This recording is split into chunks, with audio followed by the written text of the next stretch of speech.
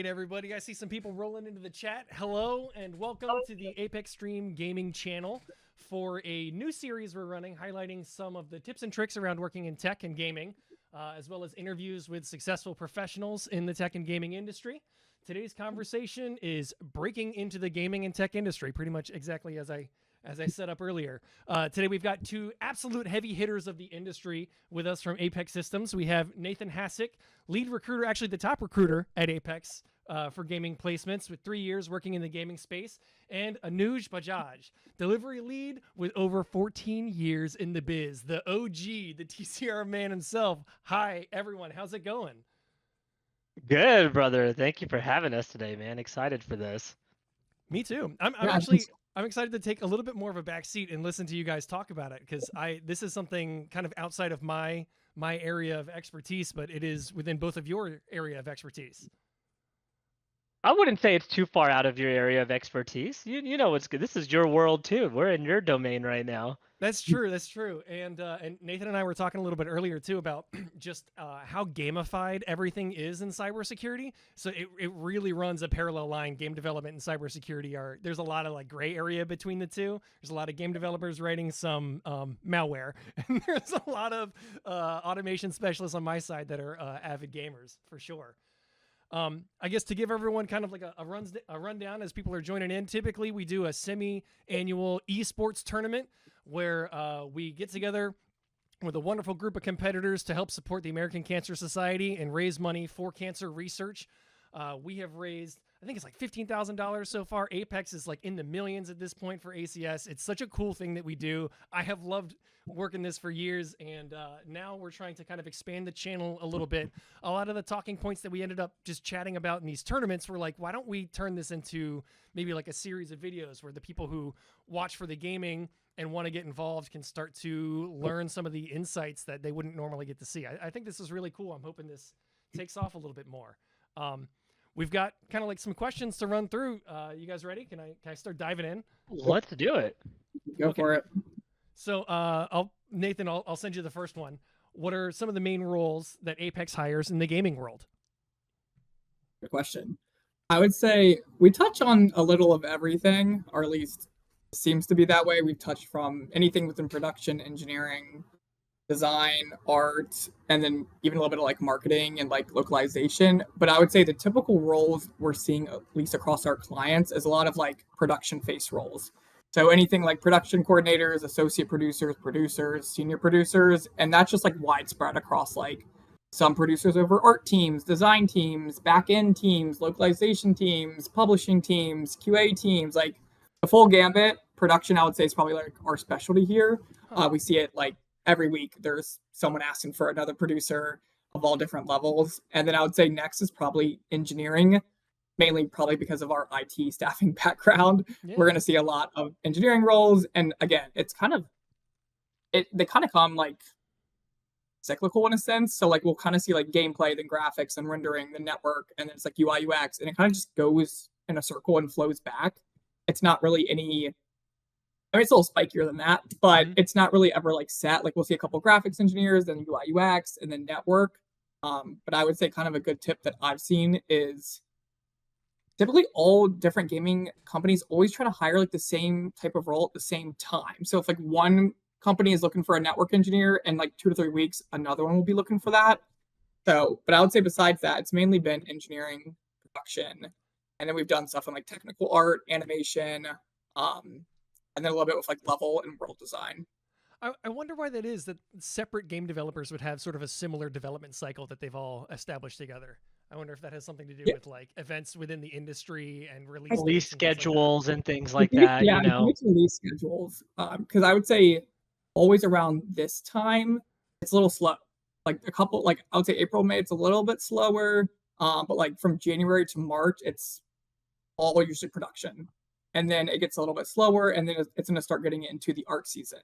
So summer is always like art, fall's design, winter is engineering, and then I guess, again, winter going into like winter, spring is production. Obviously, you'll get other roles. It's not just that like set in stone, but it is very interesting how it kind of goes it follows, I guess, like the seasonal patterns.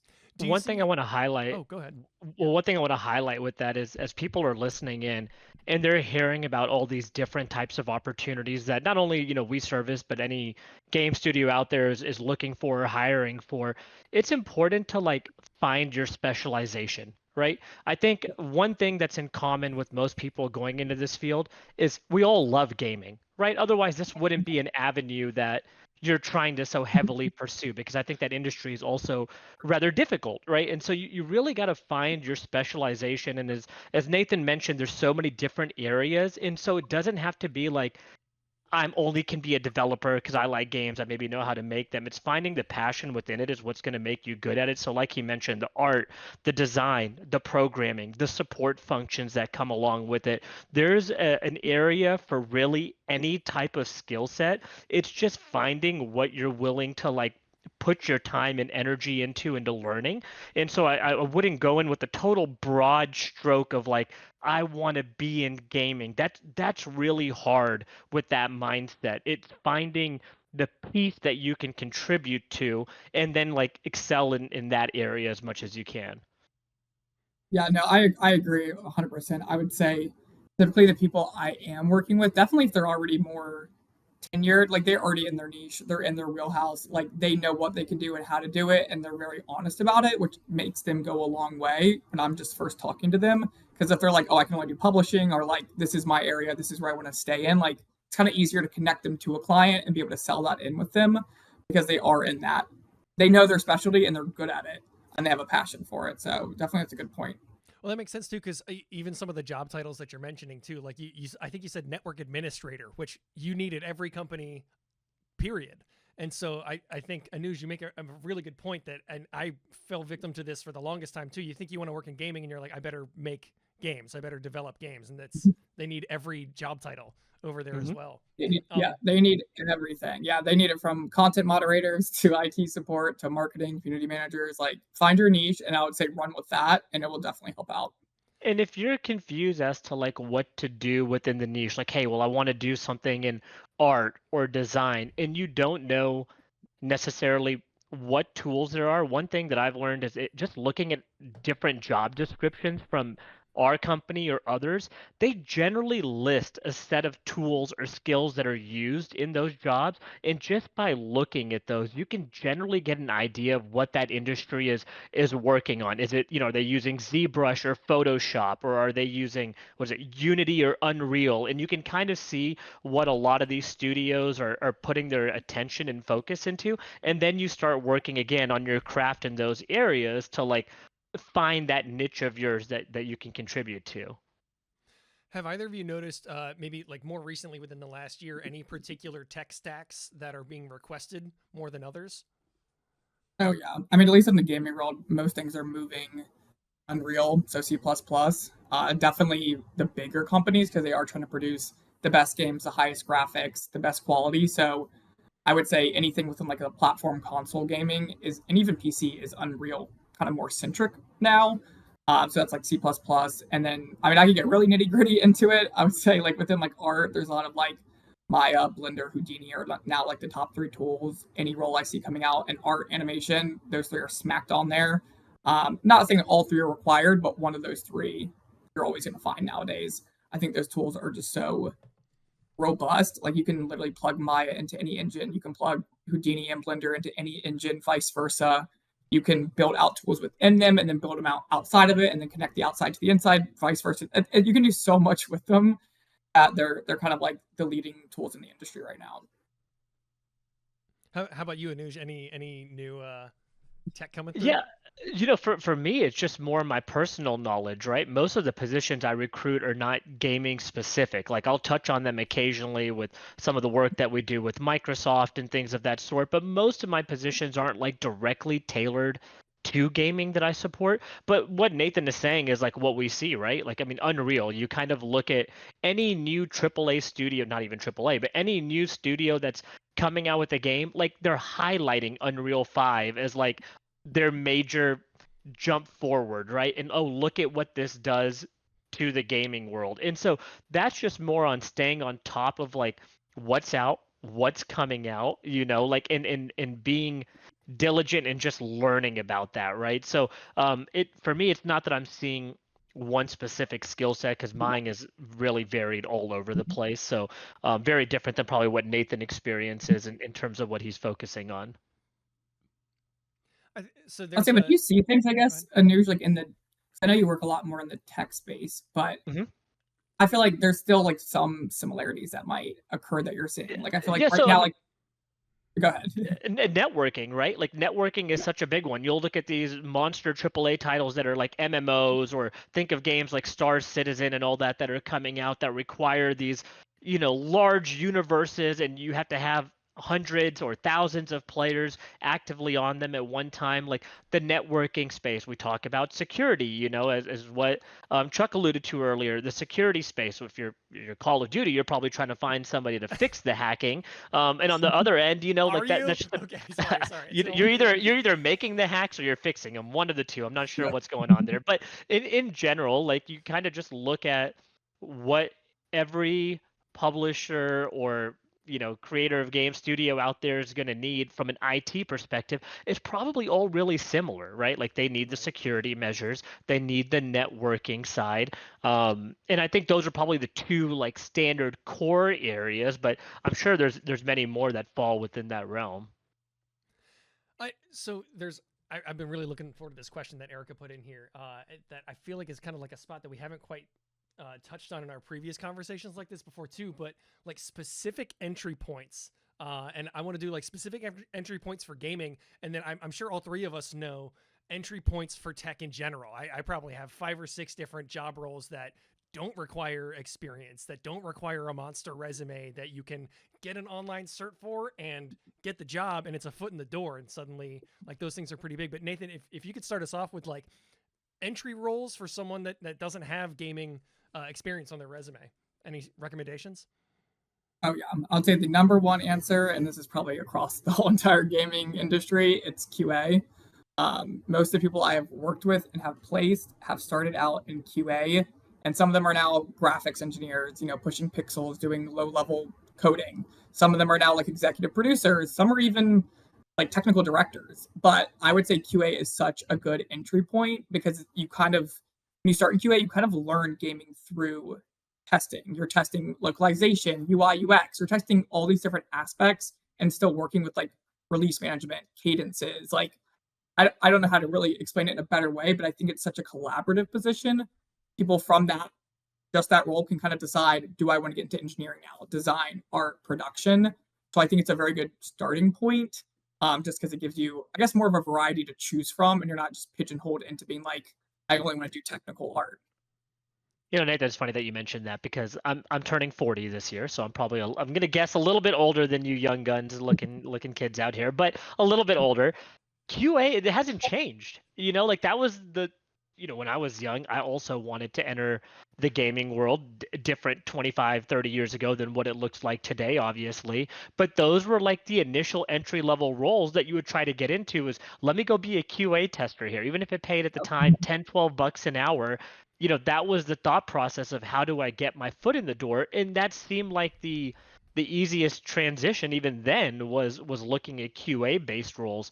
And to add on to what Nathan was saying, and I think the other really important part of that is when you're trying to get in is even if you don't have the skill set, like putting together a portfolio or a showcase to show the work that you are able to do is like I think much more important than a CV in their world, right? And Nathan, you can correct me if I'm wrong, but having a really good portfolio and maybe an underwhelming resume to go along with it is still probably enough to get your foot into the door in a lot of these places. And so again, whether that's on the art side, design side, programming side, being able to like showcase your skills in some way is going to elevate you on that list versus Nathan getting 5 resumes that just give him a couple of bullet points of what they're interested in. Presenting a good portfolio is going to make, I think, a world of a difference of just getting in contact with the recruiters and starting that dialogue of what you can and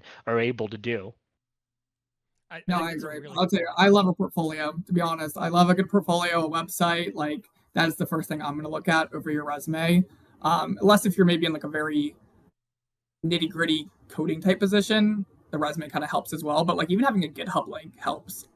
There, Because I can even exactly. you can look into GitHub and be like, what have you worked on? Where are the passion projects? Where's the personal stuff? Where's the Yep. work kind of related stuff? Like kind of helps me see like what do you like to focus on? What do you like to do to kind of better align them also to like one of our clients. So definitely portfolio website. Doesn't matter if you're a producer, designer, artist, you should have something built out just to kind of showcase what you like to do, what you've worked on, and kind of just honestly tie your personality into it. So make it go a longer way, Mhm. at least the recruiters and the hiring managers. And Something that I see Chuck, really commonly in cybersecurity too is the GitHub portfolio is huge. I definitely did that myself before trying to pivot into the industry. But I also see people starting their own blogs, and it doesn't need to necessarily be a successful blog. A lot of the ones that I find, it'll have like 5 views. But if you're, I guess maybe this is specific to cybersecurity, but if you're investigating a particular thing and do your own write up on your discoveries and how you implemented it in your own environment, doesn't matter if you got paid to do it or not, but you can absolutely show that in an interview. And I think those go probably about as far as a resume, if not further. Absolutely. I think companies are kind of evolving with us here and looking more at what you can do, not versus what your resume says you've done, which is, I think, a breath of fresh air, to be honest. and I don't want to maybe jump too far ahead because I don't know if you have this as some sort of question coming up or not. But another thing for like an entry level person to do for me is like join these communities as much as you Yeah. can, right? Yeah. Whether it's online forums, industry events, other like gaming communities, like get involved because those are also the people that you can pass around your portfolio to, that you can network with, you can start participating and learning how the lingo and the conversation is around these different studios and what they're offering. And it's just meeting other industry professionals with like-minded kind of goals, right? And I think in any aspect of what you're trying to achieve, being around other people that are trying to achieve the same thing really does make a difference. But I think the gaming community is one that's as large as it is, oddly feels small enough to like stay connected Mhm. regardless of who you're working with. So I think if you are trying to get in, besides the mass applying, getting a portfolio or GitHub or something, a website ready, start participating. Just be involved with events that are local to you. You don't have to travel to most of these. Like most of places have some sort of local industry related events. So keeping an eye out for those and just being aware of where you can, throw yourself into is also going to help. Guess where I'm going tomorrow? Tomorrow evening. Where are you going? It's called Hang Out and Talk Code. I literally went on Google because I was like, I need some new friends in the industry, like friends in person, not digital friends. And so I Googled like things to do in tech in St. Augustine. And it was like, oh, next Tuesday at this bar, we're having Hang Out and Talk Code. I don't know anyone there, but I've signed up and I'm going. I'm just going to try and find some fellow dorks to hang out with. It's definitely That's possible. awesome. And Yeah, that's great. That's what you Yeah, should be doing, you know? and it's like people get jobs through that too. If I meet someone there who's oh, yeah. interested in cyber and they take the advice that I give them on the certs to get, like I'd absolutely get them an interview too. So those Oh, things. 100%. I'll say half the people that I'm probably placing are just referrals at this point because I trust the people I place. They trust their friends. Like News, you're saying, the game community is small enough that everyone knows someone. So it's best to kind of go that way. So Mhm. I would say, like you said, like it's good to network, even if it's like, you're just trying to break in. Knowing someone will help you go such a long way because half the time I'll call up the people that I have at like Epic Games who I've placed there and be like, got any friends, anyone in this certain section? They'll have like one or two people. I just call them, tell the client, hey, this is a referral from our current person there. And it kind of just makes it a quicker process. And then they get hired quicker. And And think that's what we about like the to see. interview prep that you're providing them essentially. So just by Yeah. getting a referral Yeah. from somebody you placed, that person can then tell the referral, how to prep for the interview, what kind of portfolio you should really arrange your content around to focus on, align them or personalize the approach to that particular company. And so like referrals are the best business we have, as recruiters. I love it, and I think that it just goes a long way. It makes a big difference. Coming from recruiters will tell you, you give me a referral, that's the first person I'm calling versus Yeah. anybody else that I'm finding on the list. I'm calling referral number one and going down the list from there. That's a really good point. Actually, 100%. this is fun. So I've got a question in the chat. I'm going to read for you guys, and if you guys can answer, please. So Super Saiyan Kirby TV. I'm someone who's been a gamer all my life and is interested in the gaming industry. I struggle to find where I could enter due to my background in consulting and data analytics. Outside of art and design, are there opportunities that could fit a tenure like mine? Which we've kind of talked about a little bit, but if we could do like a quick review on some recommendations. Oh yeah, for sure. Okay, I would say having that background in consulting and data analytics is actually perfect for where we are moving right now. Half the things that I'm seeing come down is the rise of gaming companies finally starting to use AI.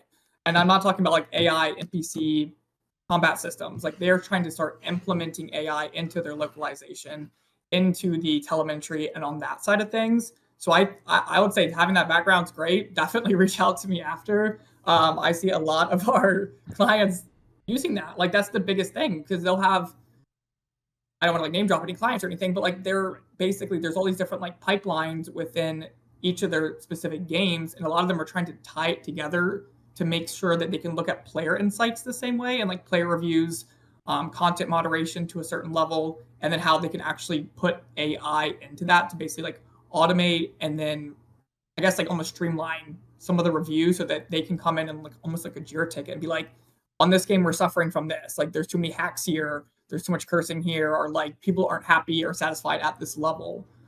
So I would say having that background right now is like probably one of the best things you can have. That's awesome. And Erica also shared your LinkedIn in the chat too, so you can reach Perfect. out directly to Nathan for help in that regard. What are some of the best avenues, channels, websites to find these job opportunities? ApexSystems.com. What else is there? Yeah. No, I'm just. Yes. No, that's a really good point. That Apex is the service that helps connect you with the developers that you'd like to work at as well. And maybe you guys could touch on that a little bit, like how we leverage that. So I'll as far as the websites and all that, I'll let Nathan kind of dive into that because he'll know that more. But in terms of what you can do internally here at Apex is obviously check out our job boards at Apex Systems Inc. We can link that in there also if Erica has it. But secondly, find a recruiter and build a relationship with them. You know that's going to be your biggest asset into getting into one of these jobs other than obviously directly applying yourself. But one thing you can do is reach out to a recruiter at Apex, find somebody on LinkedIn, either message them, ask us here in chat. We'll give you some names like Nathan or others, and build a relationship with the recruiter that can help guide you through the process, that's been through the process, one time or 1,000 times, depending on how long they've been here, and it can really give you some hopefully some soundly advice that way. But Nathan, are there any websites or anything you would recommend for people to like kind of check out in that sense? I mean, obviously the biggest site that a lot of people know at least, and within gaming is like Amir site. Obviously Amir he built out his own job board site, and I would say that's definitely very useful. Obviously, of course, Apex Systems is very useful. And then honestly, LinkedIn. Everything's LinkedIn nowadays. It doesn't matter if it's gaming, IT, healthcare. Everything's on LinkedIn. If you follow these managers at these companies, they will post like, hey, we have a new job opening. And you'll see people start commenting, adding people or saying, hey, I applied, or reaching out to them. So I'd say there's like LinkedIn user groups. I'm in a lot of different LinkedIn user groups all around gaming, like specifically animation, graphics engineering, level design. And there are clients in there posting their job openings in there on purpose to kind of target gamers first so they can have that kind of first dibs. So I would say definitely look into some of those like LinkedIn user groups, as well as just utilizing LinkedIn.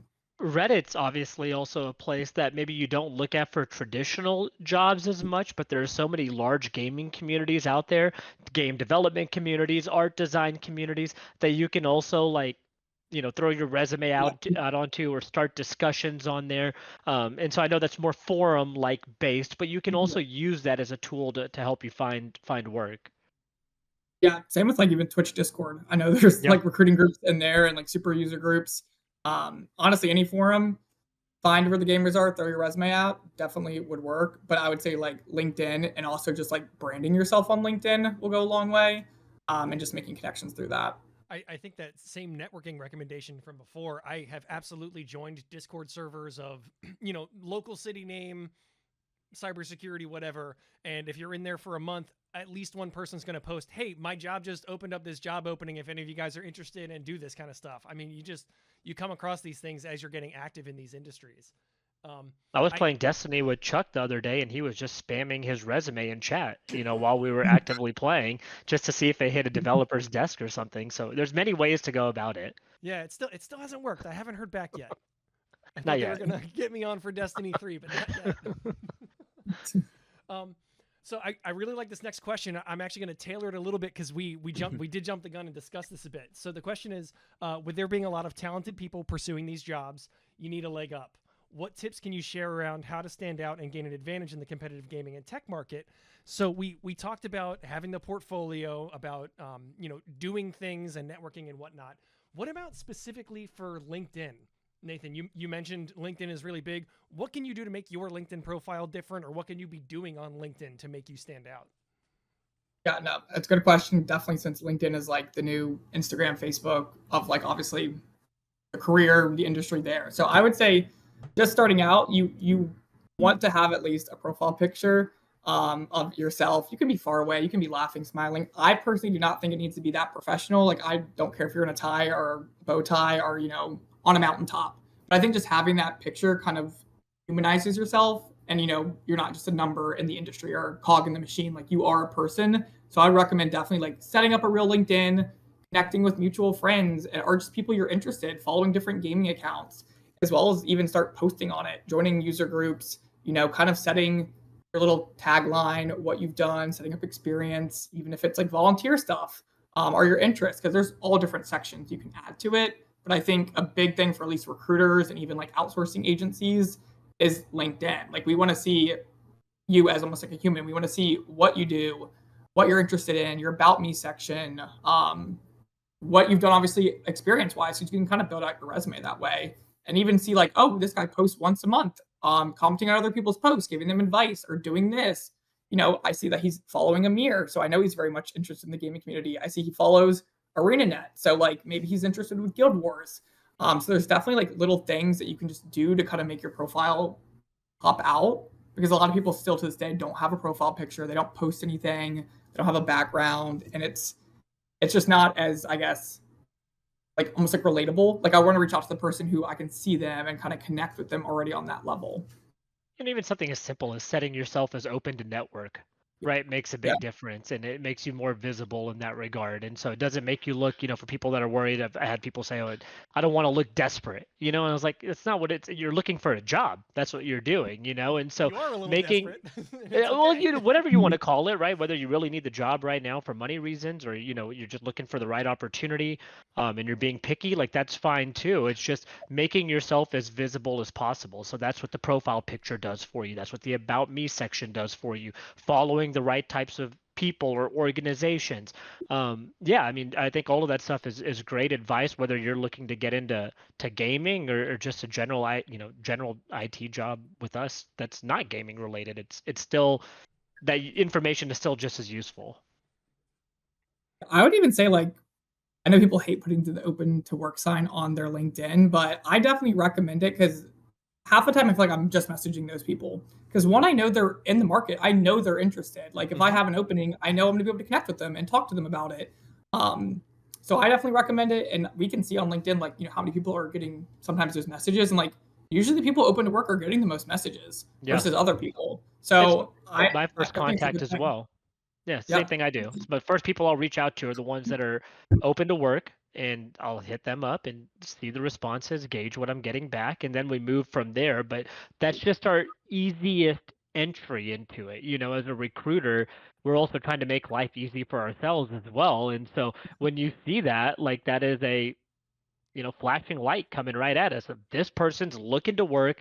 They're going to respond to me. They're active on LinkedIn. They have an updated resume on here. In your case, they have a link to a portfolio ready to go. Like, ease of finding you and working with you also, makes a big difference. If Nathan's messaging you and you don't get back to him for 2 weeks because you don't frequently check your LinkedIn, guess what? That position's gone. Yeah. I'm sorry to break your bubble there, but it's gone.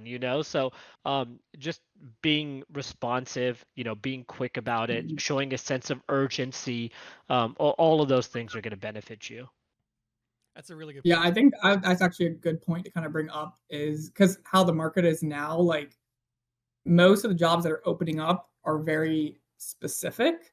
They're very niche. Like they're not very, I would say, general roles anymore at this current right now, I'd say. So I think being responsive is actually like so important because the roles are getting filled so quickly because Mhm. more people, more companies are working on them because of how niche these roles are. It's so specific what they're looking for. So you have 5 or 6 recruiters all going after one target, which means those roles are going to get sometimes they get filled in 48 hours. But like if obviously I don't expect someone to answer my message right when I send it, but if someone's getting back to me in an hour, they say they can meet in another hour, I already have you in front of the manager in 2 hours versus, other companies or other people who are just they didn't check or they're off LinkedIn for a week.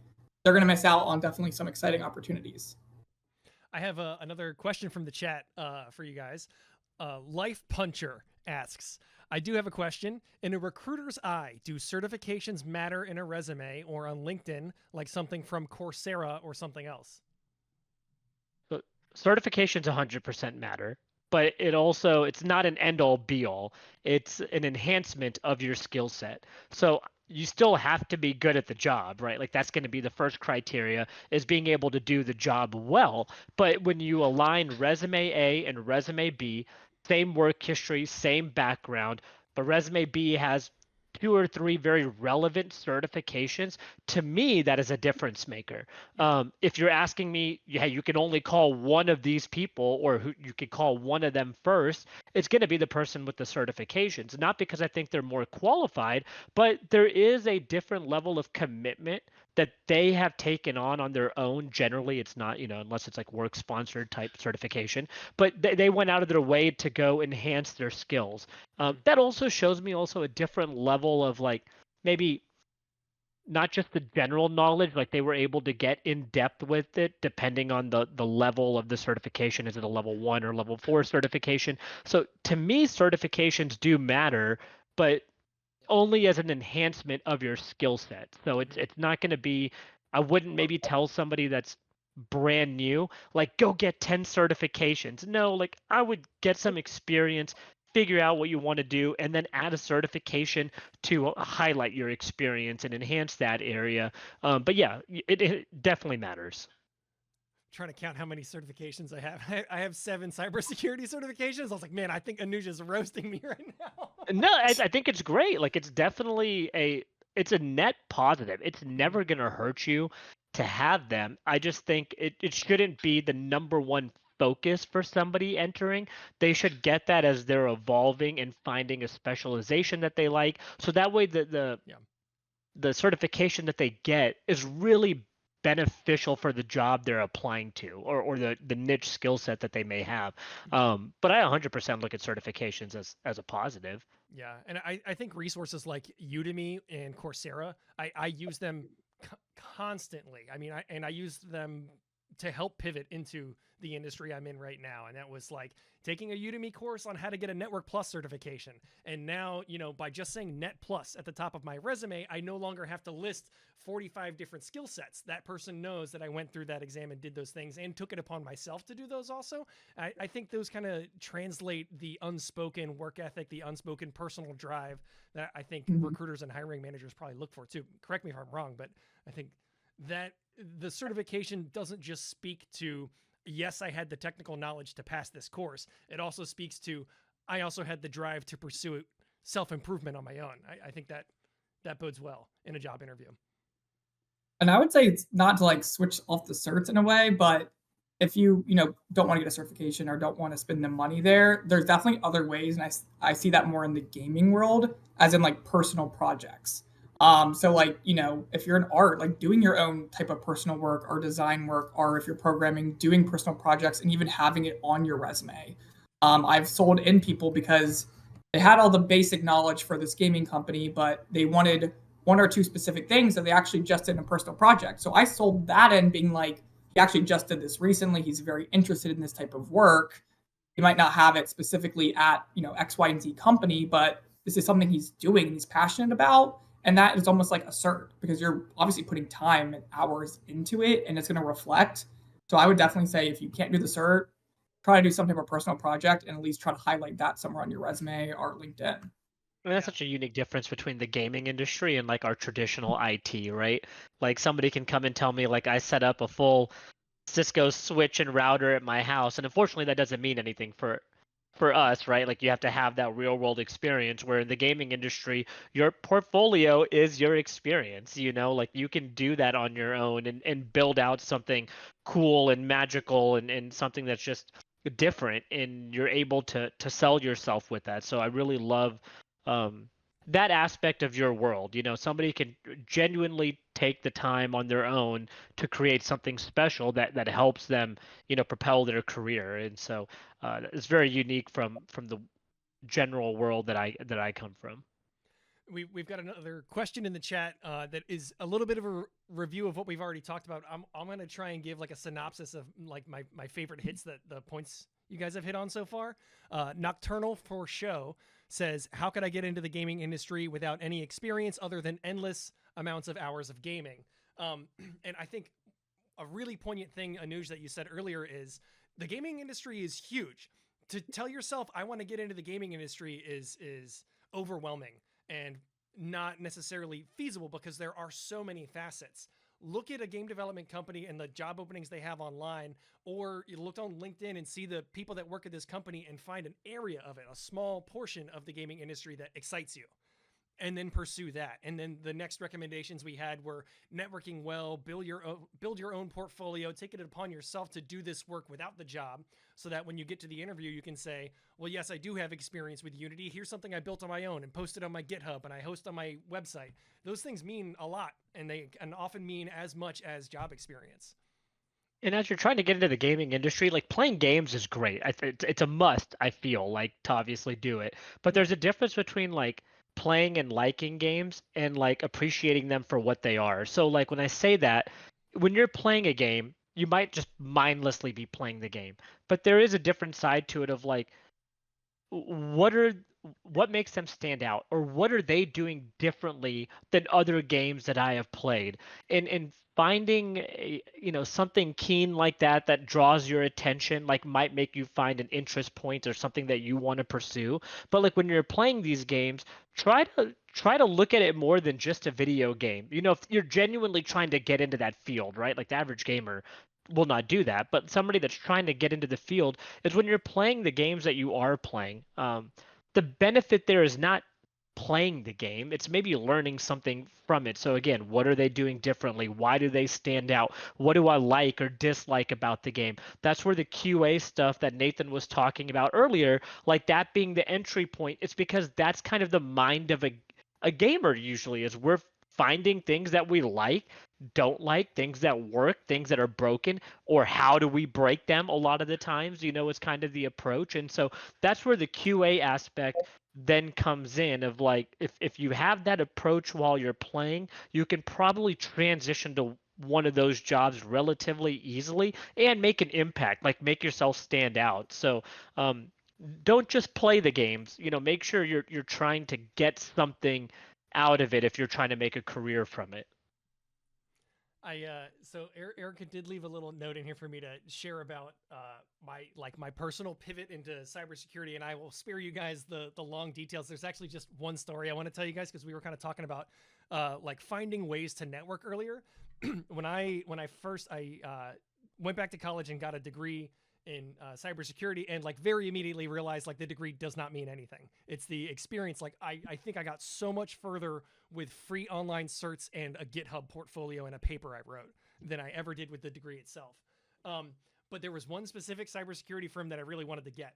And so I looked at like conferences in the Florida area, like cybersecurity conferences. I found one called B-Sides. It's like a pretty popular one, like almost as popular as, I guess, DEF CON. And I saw that at the Orlando B-Sides that year, there was somebody presenting from this company to give a talk on. I didn't care what they were giving a talk on. It did not matter to me what they were giving a talk on. I got a ticket. I went to that. I printed out business cards that did not have a job title, but said that I wanted to be a cybersecurity analyst. And I went to that presentation. I waited for him to get off stage. I walked up to him and introduced myself, gave him a job. And I said, how do I get a job at your company? How do I do this? And after we talked for a bit, I said, can I put your name down on my application? He said, sure. And guess what? I now still work at that cybersecurity company. I think that's That's how it awesome. happened. But And networking is never changed. It's always been a huge part in getting to where you want to go, whether it's in IT, gaming, whatever. Like meeting the right people, putting yourself out there. I mean, that's the biggest thing that I got out of your story is you had the courage to put yourself out there. I You was make yourself terrified too. I well, was you're literally shaking vulnerable, in my right? car before Like doing it.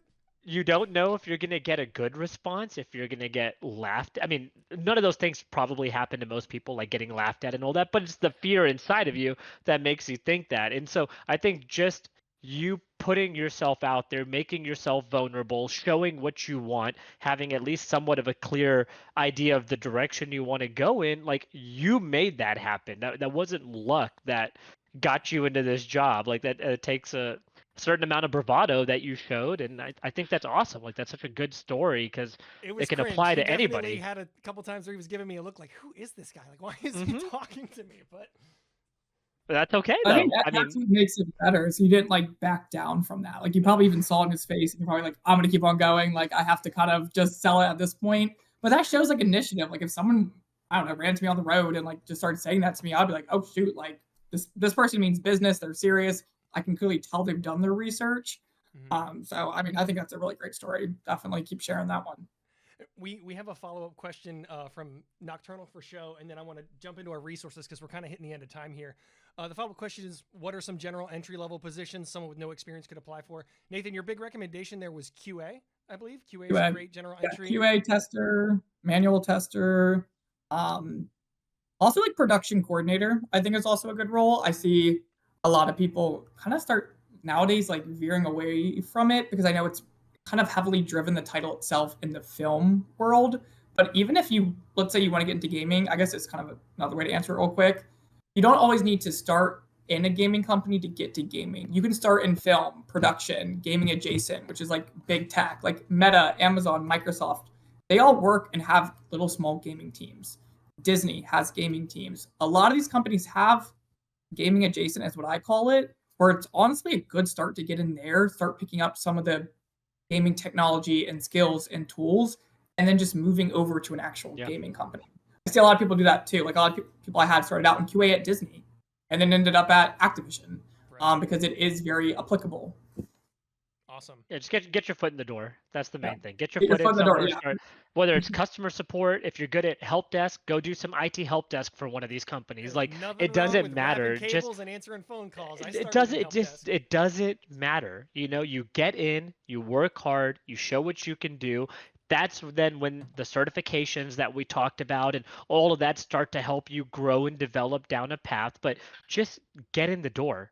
Get in the door and work hard, and you can grow that way too. You don't have to find your end of, your best position day one. That's not going to happen for 99.9% of people. So just getting in, and whether it's QA, help desk, customer support, that's all going to work.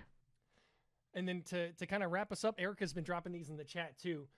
But Apex offers a ton of resources to support both current and aspiring gaming and tech professionals, just like we have in the chat right now. Nathan and Anuj, what are some of your favorite resources that Apex offers that these people could be using?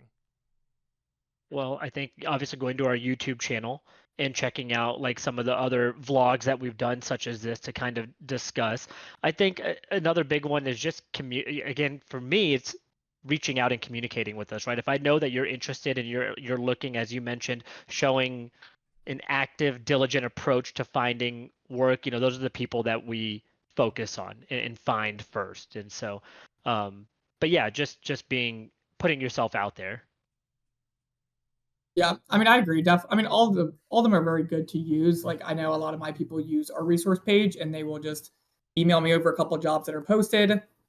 Makes my life a little easier. I know exactly what they're looking at. I can obviously we're all internal to Apex, so I can go look who posted that job, who's it under, who's the client, and then instantly get them in front of the manager. So I definitely recommend using that site as well as like our tech talks and stuff like that. Going on those is very fascinating. Like I like to join one once every couple of months just to if anything's really interesting to me. And I feel like you're again kind of making a community of other like-minded people that are interested in those subjects and topics, and then making again connections that lead to referrals that lead to getting into that job. Awesome. And one more chat question, and then I think we can probably wrap it. The question is, do you hire business analysts at any of your gaming clients? Who can I connect with on those? And I could probably answer that for you. Of course, yes, we hire business analysts, or Apex hires business analysts. But Nathan, if you want to give some more details. Yes, I mean, we do all across the board. I mean, just because, again, data and AI is kind of the takeover right now. So anything within data analysis, business analysis, even financial analysis, we definitely have seen before, hired before across gaming and our tech companies. You can definitely feel free, again, to reach out to me, and I can kind of work with you on that. Awesome. So for everybody who's joined, this has been Nathan Hasek and Anuj Bajaj. I'm pretty sure I'm saying your last name right, Anuj, right? You got it, sir. Okay, awesome. For those of you interested in joining into the gaming industry or in tech in general, thank you so much for your questions. Feel free to reach out to Nathan directly on LinkedIn. Erica has shared his LinkedIn in our chat. And then also, for those of you who like gaming, Anuj and I host a semi-annual esports tournament series on this exact channel. Our next tournament is going to be on June 20th. Anuj, what game are we playing? I believe we are doing Rocket League for this next one, if I'm not mistaken. They are out of their minds. I cannot believe I think it's Rocket League for the next one, but it could be Call of Duty. You know what? It could be Call of Duty. Take that back. I think it's Call of Duty for the next one because Verdansk is still out, right? So I think we're going back to Call of Duty. So if you want to tune in, you want to participate, you want to play in it, or just view it and make a friendly contribution to ACS, like that would be awesome. We'll have those on all of our social channels, so that's welcoming for anybody. So if you're trying to get a job and you want to just come in and chat with us, you can do that at that time too, and we're all ears. Yeah, and Nathan, we didn't get a chance to talk gaming like we really had planned on it, but maybe we can have you in on one of the tournaments because usually those conversations just end up being us dorking out about very gaming. Different than this type of conversation. Those steer off into all different directions. So I can imagine. I can only imagine. Yeah, I'll definitely have to jump on one or two in the next coming months. Next time we do one, I'll definitely be on there to join. Awesome. Love it. Yeah, we'll bring you on. That would be great. Well, thank you both for your expertise and for your time. Thank you for everyone who has joined, and join us next on June 20th for our Gamers vs. Cancer tournament. Actually, looks like we are doing Call of Duty. So hopefully Verdansk. If I have my way, it'll be Verdansk. All right. Thanks, everybody. Thanks for joining.